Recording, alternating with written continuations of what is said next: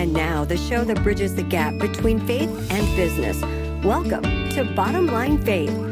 On today's show, Ray sits down with Tom Pace, CEO of Pace Butler Corporation. I never read the Bible from cover to cover. And then one day I sat down and I made a goal to read the Bible from cover to cover. And even though my reading skills are not that great, I learned a tremendous amount. I started changing. My heart started to change. I wanted to give more. I wanted to help more. And when I would ask my friends, have you ever read the Bible cover to cover? No, I've studied this part, but it's different when you read it cover to cover. Hello, everyone. This is Ray Hilbert. I am your host here at Bottom Line Faith. We'd like to welcome you back to another episode of the program where we love to bridge the gap between faith and business and leadership in the marketplace. If you're a regular listener, you know we get the opportunity here at Bottom Line Faith to literally travel the country, north to south, east to west, and talk with some of America's most amazing Christ followers who are living out their faith in the marketplace. Well, we find ourselves today in Oklahoma City, Oklahoma, and I am at the headquarters in Oklahoma City of Pace Butler. I am speaking with the CEO today, Tom Pace. Tom, welcome to Bottom Line Faith. Thank you. Thank you for having me on the show.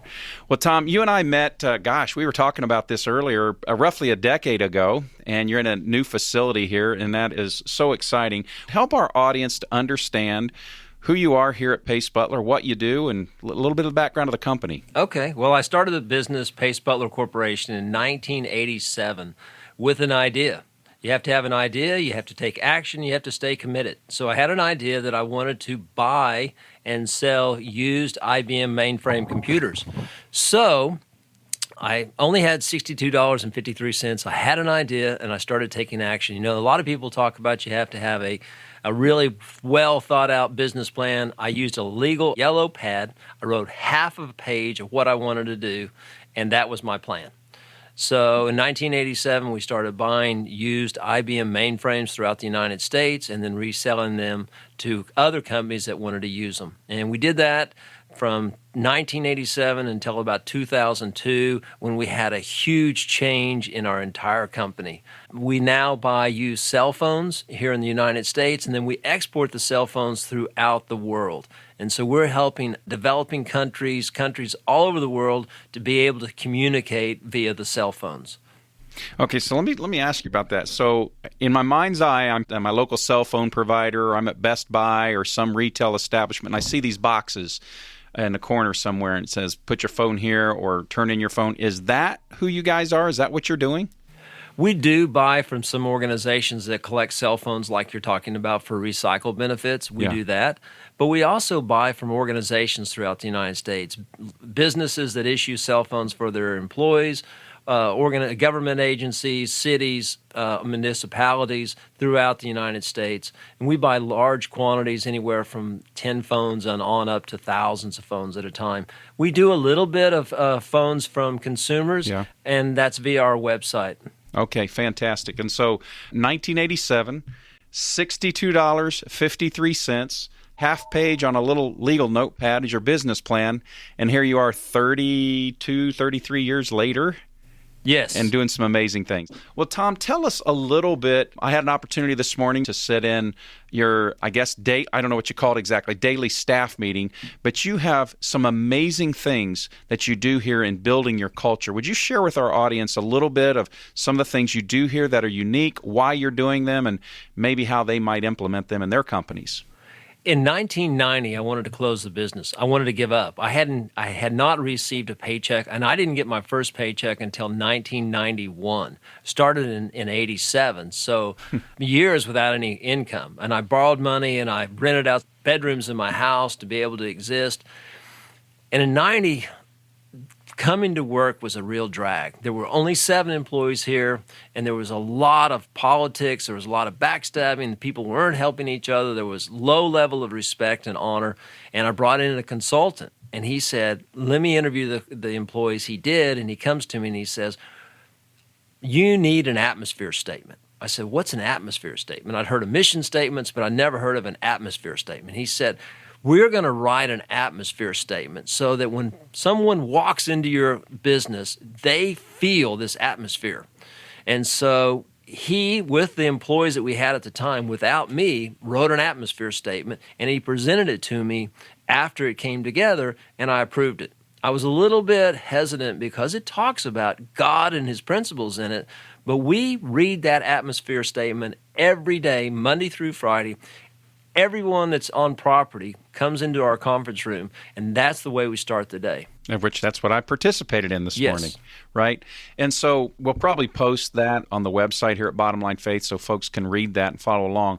But in essence, what is that atmosphere statement saying, and what impact does it have on the company and the people here? Well, one, it talks about let's speak words of truth and encouragements. Let's support one another. Let's make this a place where you come to work. Say your energy level's a 6 when you come to work in the morning. When you leave in the afternoon or the evening, we want your energy to be at 8. We want you to be more energized by the end of the day than you were at the beginning of the day. So it talks about some principles. It talks about giving God glory for what our successes that we have in life. It just creates this incredible energy. When you come into our company, you walk by somebody, they're going to say hello. Everybody says hello. I mean, everybody wants, we're all on the same team. And one of the things we try to do is eliminate internal competition within our company. We want to support one another and contribute to one another to make this a better company. Yeah, and I've noticed that. I got to feel that this morning, and I'd be remiss if I didn't at least ask you about the company song. You told me going into that meeting this morning, say, hey, you're going to love our company song. What is the company song? It was awesome. Well, the company song came from a book called In Perfect Harmony. I read that book, which is about a 2-inch thick book, over 300 pages.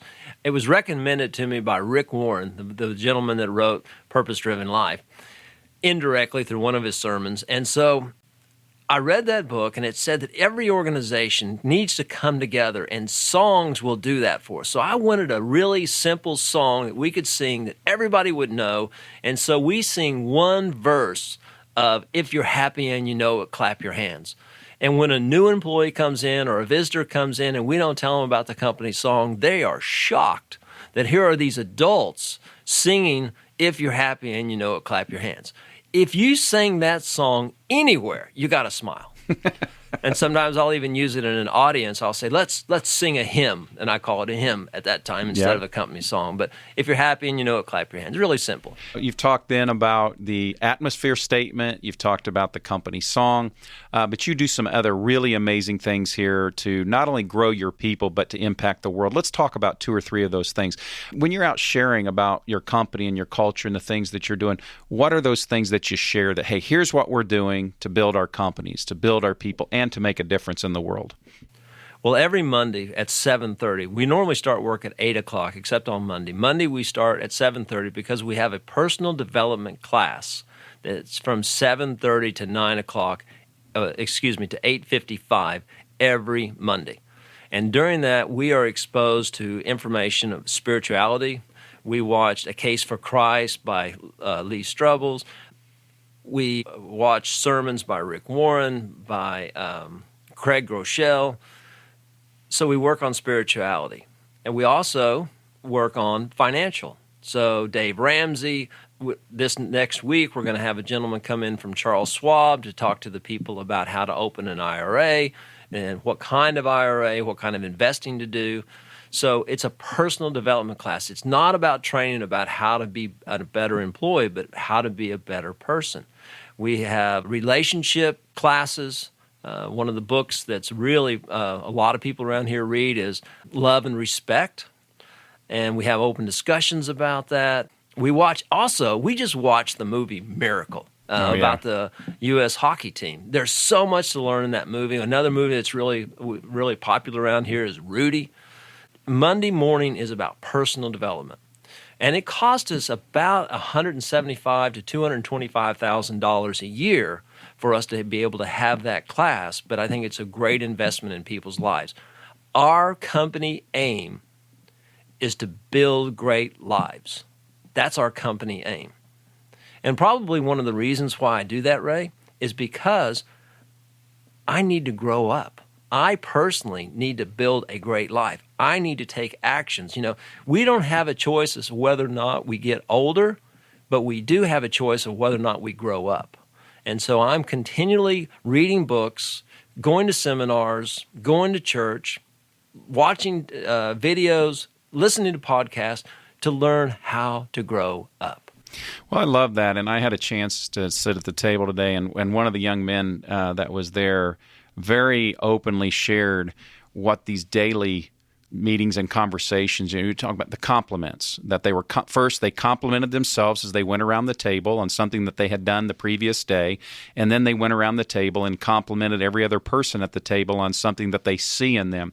And this young man was sharing me very openly, shared with me how he's taking this home, how it's changing the way he's raising his kids, how he speaks to his wife. I've got to believe that's part of the design to making great lives. Is that not true? Oh, absolutely. Yeah. We have a reading program here where our employees, if they read a book that's a nonfiction or a spiritual book or a personal development book, and it's 100 pages or more, we pay them $10, and we pay them in $2 bills. And they can read up to 2 books a week, which means $1,040 extra. Not only do they get the $1,040, they get them in $2 bills, and they get a lot of knowledge. But what a lot of our employees have done is they've gone home and started paying their kids to read books, and they pay them in $2 bills. You can get $2 bills at the bank. It's kind of a secret. Everybody thinks $2 bills are out of print, but they're cool, and you can tip with them, and it brings conversation. So when I go out into the marketplace and I tip someone with a $2 bill, they ask why. I tell them we get paid to read where I work. They say where, and so a lot of those people have applied for a job to come to work here. So we have a reading program, and if you go on our website, you go to About Us, and you can see all the books that people have read and their comments about the books. Well, books is a big part of your culture here, not only internally, but externally. You showed me a case, like a fish tank, and I don't know how many letters were in that. Thousands, I suppose, maybe tens of thousands. But what were those letters? Where did they come from? And how do books play a role in that part of your company? Well, once again, I do a lot of work on myself, and then I share it with others. And so at age 26, I read at a 4th grade level. Obviously, I couldn't read very well. I'm dyslexic, and I have attention deficit disorder, and I didn't read because I believed I couldn't read, and then I started to read. In 1983, someone gave me a book called The Greatest Miracle in the World. Now, it took me 3 days to read this book, and normally it would take about 2 hours to read it. But for me, it was a struggle. I'd fall asleep. It was a struggle. I had to really, really work at it. And after I read that book, it did 2 things for me. One, it gave me hope.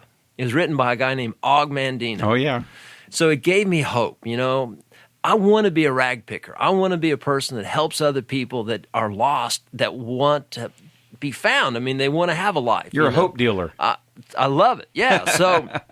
So I read that book, and then I started reading more books, and now I've read over 850 nonfiction books.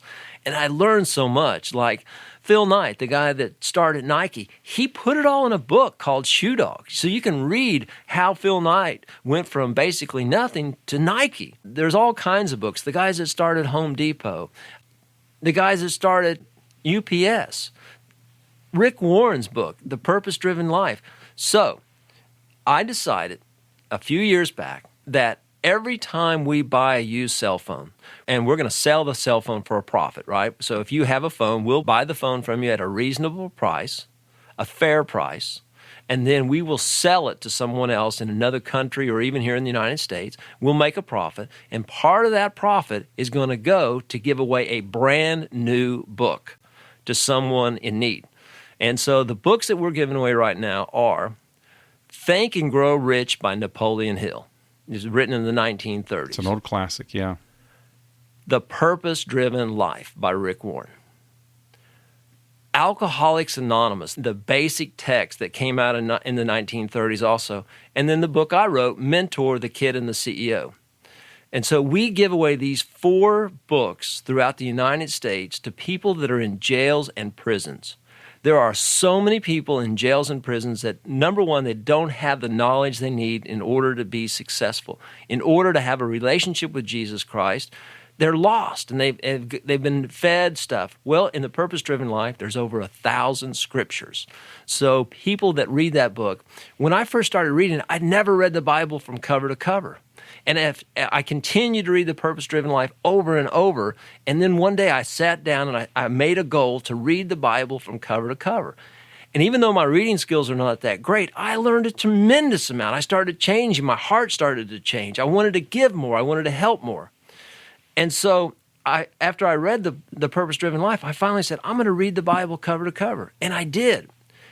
And when I would ask my friends, have you ever read the Bible cover to cover? No, I've studied this part, but it's different when you read it cover to cover.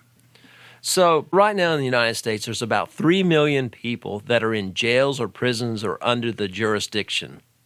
They need that knowledge. And so we donate books for those people to have that opportunity. They're going to be getting out of jail. They need to have the right kind of knowledge in order to be successful. Zig Ziglar talks about a guy named Emanuel Ninger back in the 1800s that went into a store to buy something, and he paid with a $20 bill back in the 1800s. Huge amount of money. And when the clerk took the money, the ink came off on her finger, so it indicated it was counterfeit. So she called the sheriff. They went out and they found out that Emanuel Ninger was actually counterfeiting $20 bills. But he was doing it one at a time by hand. He was an incredible artist. There were 3 paintings that he'd done. They confiscated the paintings. They put the paintings up for sale through an auction. The 3 paintings sold for over $16,000. Each painting was worth over $5,000. Emanuel Ninger had a talent, and he was stealing from himself and from society. We have a lot of people that are in prisons and jails that have incredible talents, but they're using it in a negative way. And if they can refocus and take that energy and put it in a way that helps people instead of a way that takes from people. So we want to supply them with books that will allow them to see the possibilities. Last night, I was in Oklahoma County Jail. Every Monday night, I go to Oklahoma County Jail, and I pass out books. I gave over 140 books away. I met people eye to eye, people that are just like your next-door neighbor kids, people that you're in society with all the time. Maybe they were there because they didn't pay a traffic ticket, or maybe because they got in an altercation and they got in a fight. I met all kinds of people last night, and I passed out books, and I'm just trying to share some hope with them. And you showed me a case then that's got, I don't know how many letters in it, but tell me about those letters. That was powerful to see. We get letters from people all over the United States that are in the institutions and also at homeless shelters and mentoring programs and schools and Job Corps centers that they've read the books that we send out. And they send back how these books have affected them. On page 41 of the book Mentor, I recommend, through the story, to write a dream list. There's really not much difference, in my opinion, of a dream list or a goal list, but to write a dream list. And from page 41, 42, and 43, it lays out a simple plan on how to write a dream list. And I get letters from people that thought this was crazy to do that, and they did it, and then here they are 3 years later, and a lot of those dreams that they put down have come into fruition, into life. Those dreams have come in. Like, I want to be married to the right kind of person, and they get married to the right kind of person. I want to have a good job or a good career, or I want to start a nonprofit. I want to travel. I want to go to Jerusalem. You know, I got to go to Jerusalem. And the reason why I got to go to Jerusalem is because in growing through reading The Purpose-Driven Life and reading the Bible, I got an invitation to go to Jerusalem. And I just took action. You know, that's a huge key. Quit thinking about it and just do it. Yeah. It's better to have a plan that's not so well designed and just taking action on it. And then when we fail, learn from that. And one of the greatest books I've ever read on that is Mindset by Dr. Carol Dweck. And so as I'm listening to you share the story, I love that because a lot of people feel like you got to have this 20-page detailed business plan. You got to have all the scenarios and cash flows and pro formas. And this dream, this company, Pace Butler, started on a little scratch. I always think the best idea is on the back of a napkin, but started on the half page of a legal pad. And here it is today, and you're impacting hundreds of thousands of lives globally through books, through your employees and learning and all that. It's just phenomenal. And Tom, before we go on, if someone would like to learn more about you, the company, how they can learn from what you're doing, what's the best way for them to check you out? Well, just go to pacebutler.com, or I started doing some YouTube videos, and my channel is Tom Pace Mentor. And Tom Pace Mentor on YouTube. Yes. Fantastic. One other thing I want to talk about your culture, and then I want to talk about a little bit of the story and some of the challenges and your faith and so forth. But you got this commitment, no gossiping, complimenting. Tell us about those core behaviors and how you reward for them. I think this is a fascinating best practice. Several years ago, a friend of mine gave me a book called A Complaint-Free World, written by Will Bowen. And it sat on my desk for about 6 weeks before I got to it. And I started to read the book, and I love the message. The book is well written. It's got some great stories, some great experiences that happened in Mr. Bowen's life. He was a minister in Kansas City, Missouri. He wrote this book. I read it, and as soon as I got done with the book, I called the author, Will Bowen, and I asked him a simple question: will you mentor me? And he said, sure. Basically, I flew up to Kansas City, sat down with him at the airport. We talked for a couple hours, and he agreed to mentor me. Now, in Will Bowen's book, he says there are 4 things to quit doing in order to really develop a great character. And one of them, the very first one, is quit complaining. And he tells us in the book why we complain and the benefits of not being a complainer. Secondly, he talks about don't gossip. Gossip is saying something negative about somebody that's not in our presence for whatever reason, whether it's the President of the United States, a celebrity, or a relative. Just don't gossip. Don't say anything negative about somebody that's not in your presence. Then he has 2 other things. One is no sarcasm, and the other is no criticism. Now, after I read the book, and he says he's got a system. Systems really, really help us to be successful. He's got a wristband. You put the wristband on either wrist, and you leave it there until you gossip, complain, use sarcasm, or criticism. The goal is to go 21 days without doing one of those 4 activities. So I made some adjustments. I think that's what entrepreneurs do. And I finally have got it to where I like the system we have, which we have 3 different things to quit doing. 1, no complaining. 2, no gossip. And 3, no cussing. Because I used to cuss all the time. And one of the reasons why I cussed is because profanity is the language of the hurt. The first time I ever cussed, I had seriously cut my hands. I was probably 4 or 5 years old. I'd heard the cuss words. I never said a cuss word out loud until I heard. And then every cuss word I knew, I dropped them out there. And so I have made a commitment not to complain, gossip, or cuss. And our program is we have a wristband, but it's for 3 days. No complaining, no gossip, no cussing. And once one of our employees goes 3 days without complaining, gossip, or cussing, we award them with a $20 bill. And we do this every month. We also put them into a drawing where they can win $500. Right now, we've got about 70 employees. We've got approximately 20 people so far. We're about halfway through the month so far that have gone 3 days without complaining, gossip, or cussing. You just don't hear a lot of complaining around here. You don't hear people complaining about the weather. You don't hear people complaining about traffic. You don't hear people complaining about their health. You hear people talk about things that they're doing to become more healthy. You hear things about how to take different routes to get to work easier without having to deal with traffic jams. We want to focus on solution, not the problem. And you don't hear much gossip. And when someone's gossiping, myself included, we simply take that wristband and move it from one wrist to the other and start over.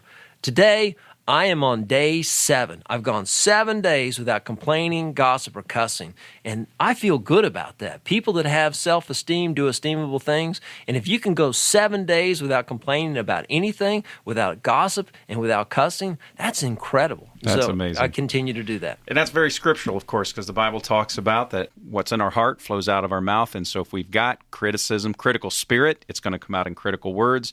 But if we've got a blessing in the spirit, it's going to come out in the blessing of word.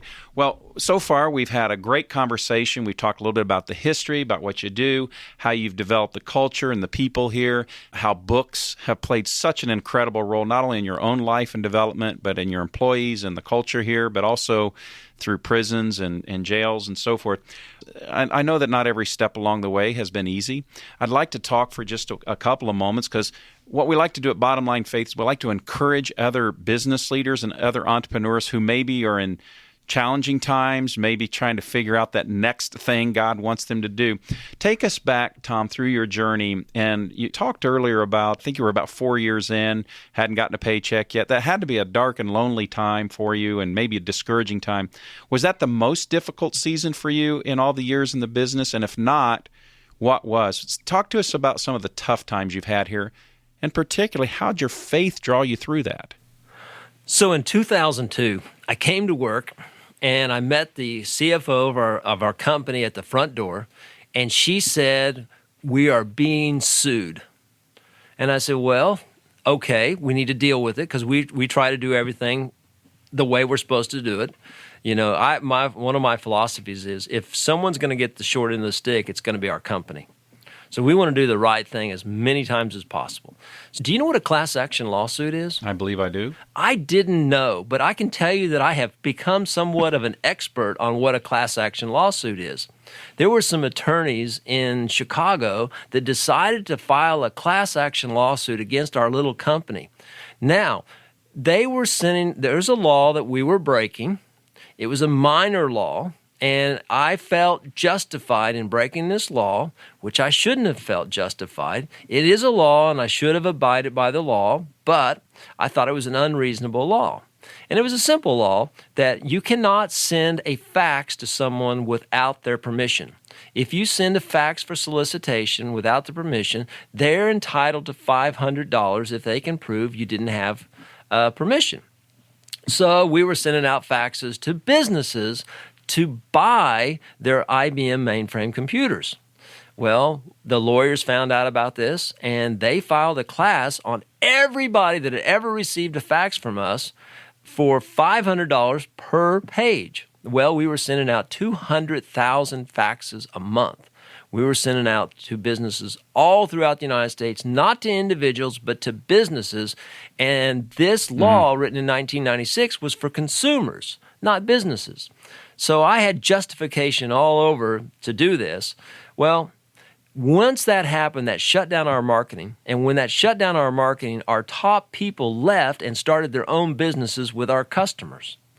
So it became everything that could go wrong went wrong. Here's some of the things that happened. 1, a class action lawsuit. 2, our top people left and started other businesses. 3, we found out that our inventory was off over $700,000. Then we found out our checking account was off over $200,000. Then we found out instead of making $50,000 a month in profit, we were actually losing $50,000 a month, because we would buy stuff as is and we were selling it guaranteed, and we were doing refunds of over $50,000 a month. Then we had some dealers that took our money but did not give us the goods, did not provide the computer equipment. It's the perfect storm. My house even got termites. It was in the summertime when all this happened. It was extremely hot, and the air conditioner in our house quit working. Everything that could go wrong went wrong all at once. And I was like, God, why is this happening to me? I got so depressed, Ray, that I checked my life insurance policy, which said it would pay even if I committed suicide after so many years. And if I would have committed suicide, they would have paid $1 million. I lost everything financially. I remember when we got hit with a class action lawsuit, I said to my wife, we were married in 98, this is 2002. I said to her, Leslie, this is going to destroy our marriage. or this is going to bring us closer together. And she said, it's going to bring us closer together. She would wake up in the morning, and I would be in bed, rolled up like a little baby, and I couldn't get out of bed. I would lay there in bed and cry. I had no energy to deal with all the stuff that was going on, the class action lawsuit, my employees leaving and starting competing businesses, the betrayal that I felt. I mean, these people, they had been with me for years. They had learned how to do the business, and they just left with our customers. It was very, very dark time. Luckily, I met a mentor. I did a lot of things to get out of this. One of the things I did, I had to sell our corporate building and use that money to pay off the debts to IBM and to the bank and to American Express. And I was able to sell the building, and I was able to take that cash. But then once we sold the building, we needed to have another place. And so I called a guy that I had rented from in 1980. And I said, I need to rent a space. And in the middle of this conversation, he perceives that I'm depressed. He says, you sound depressed, Tom. And I said, I am. And he said, what's going on? And I told him just a little bit what I just told you. And he said, let's have lunch. I said, okay. So I show up at this restaurant. I walk in, I sit down. He says, this is what he says, Ray. And I'll always remember it. He says, I know how you feel. I've been there. And together we'll get through this. Wow. That's what a mentor does. Not only things when we have setbacks to get through it, but how we are successful, and we share how we do it. And that's what he did with me. He became very transparent. He shared with me his story. Took him about 10 or 15 minutes to share his story. He was like me at the time before it happened. He was bulletproof. It was all about him. It was all about me. And then God said, you're not as powerful as you think you are. And all that stuff was taken away. And he walked me through the process of things that I needed to quit doing and things I needed to start doing. And he mentored me. And today is 2019. That was in 2002. I just left Panera Bread, and we sit down every week. We're in town, and we spend about 30 to 45 minutes talking about our lives, talking about our business, talking about our relationship with God, talking about our family. He still mentors me today. And I have other mentors in my life too. Well, I don't want to leave that just yet because there's somebody listening to this conversation that God's speaking to right now. Maybe they're discouraged. Maybe they're frustrated. Maybe they have everything lined up against them just as you just described. And God brought you somebody and said, I know how you feel, and I'm going to walk through this with you. So, Tom, let's just pull up beside that person in their car right now. Maybe they've got their headphones on. Maybe they're listening to this as they work out or as they are at their computer. Let's pull up beside them right now and let them know you know how they feel. So what words of encouragement will you have for that discouraged business leader who's listening to our conversation? We get paralyzed when we get in fear, and we don't see all the possibilities. So one of the things my mentor recommended that I did was take a piece of paper out and start writing solutions, start writing possibilities. Now, I need to surround myself with people that are successful.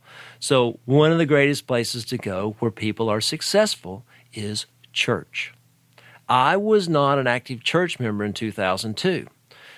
I was one of these Christians that I can worship God at home with, and all that stuff. But so I really got involved in a church. That was 2002. We've not missed a Sunday when we're in Oklahoma City to go to church. And when we travel, we go to church also. So going to church, you start meeting successful people. The building that we're in right now that we bought well under market because of the conditions, I bought it from a broker that goes to our church.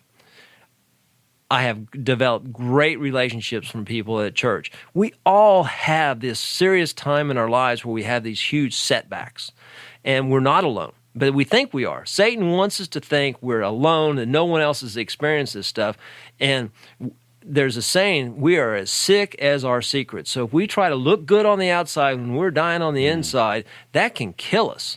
And so it's really important to get around other people that have been there and done it, not only just a mentor that I was so blessed to have. And Ray, I've had mentors in my life all the way through my life. mentors in different areas. Not, you can't get a mentor that's going to have everything together. Right. Oh, I guess you could. His name would be Jesus. Yeah. Yeah. So that's great encouragement. It's get in community, realize you're not in it alone, maybe find help at church, but get into relationships and those who are going to walk through the journey. That's my takeaway from that part. So kind of the last section of our conversation, you've shared several times the importance of mentor and advice and counsel. So I'd like the last little segment here of our time together. I want to ask you 2 or 3 questions around this idea of advice and counsel. So let's go back to the 21-year-old Tom Pace. If you could give advice to the 21-year-old version of you, what would you tell you? Red. Red. Red. The color red. Okay, I've got to know more. Okay, the color red. So I'm mentoring this kid, and he's from Mexico. And he's awesome. He's got so much energy, just raw energy, and he just wants to accomplish so many things. And I asked him the same question. I said, what is the best advice I've given you? And he said, red. I said, what do you mean? He said, 1, you encouraged me, Tom, to read. Before we met, he didn't read. He mostly, his primary language was Spanish. He comes to the United States. He doesn't read English, so he starts reading. And he read the same book I did, The Greatest Miracle in the World. And from there, he's continued to read books. And I bet Domingo has probably read over 200, 300 books, nonfiction books. He introduced me to Warren Buffett. But number 1 is reading. Number 2, E stands for exercise. We got to exercise. No matter how old or young we are, we need to exercise.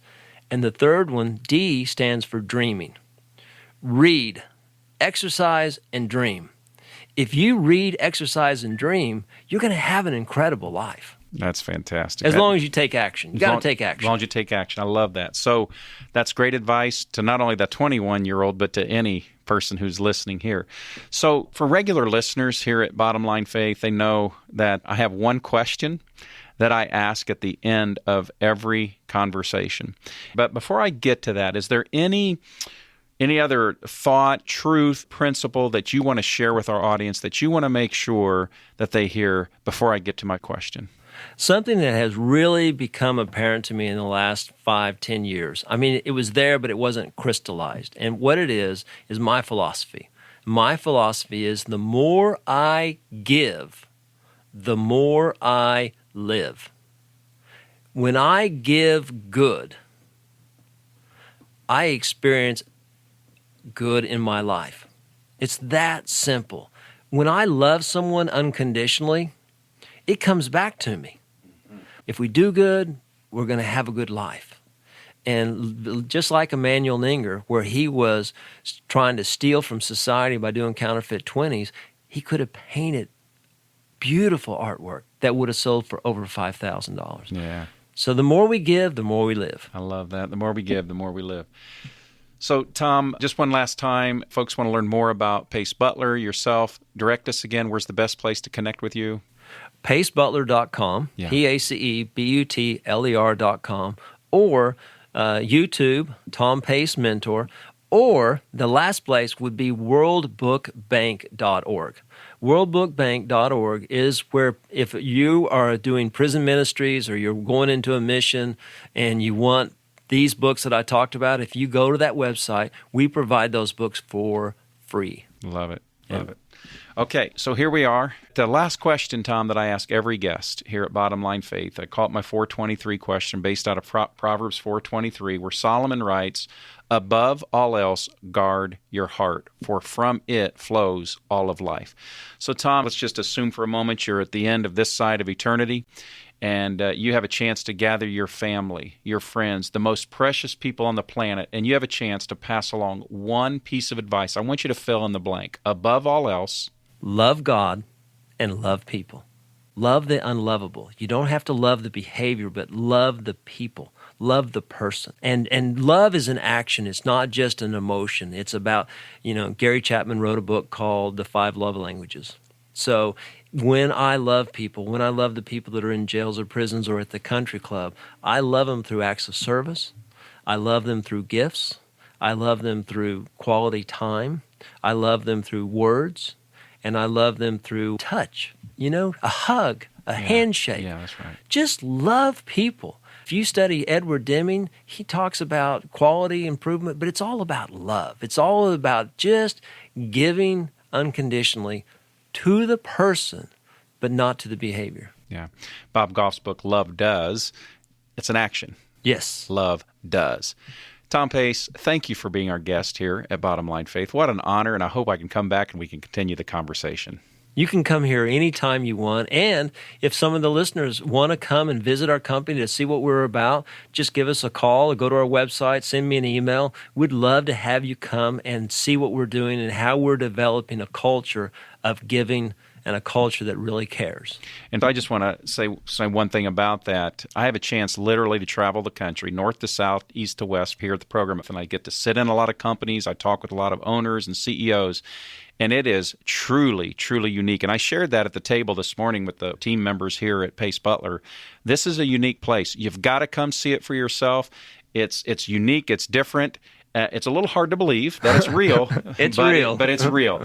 It is real. And so congratulations and thank you for being our guest here at Bottom Line Faith. Thank you very much for having me. Well, folks, there we have it. Another great guest, another great episode here at Bottom Line Faith. A couple of things. We constantly get emails and texts and social media posting, hey, what's the best thing we can do to help the program? Well, tell your friends and family about it. We are trying to be an encouragement to you as a Christ follower in leadership and in business. We're trying to bridge that gap between our faith and business and leadership, just as you've heard Tom talk about today. So that's how you can help the program. So check us out. Become a regular subscriber. You can go to Stitcher, iTunes, Google Play. All the podcast platforms are available to you. So folks, thank you for joining us. I am your host here at Bottom Line Faith, Ray Hilbert, encouraging you to live out your faith each day in the marketplace. God bless. We'll see you next time.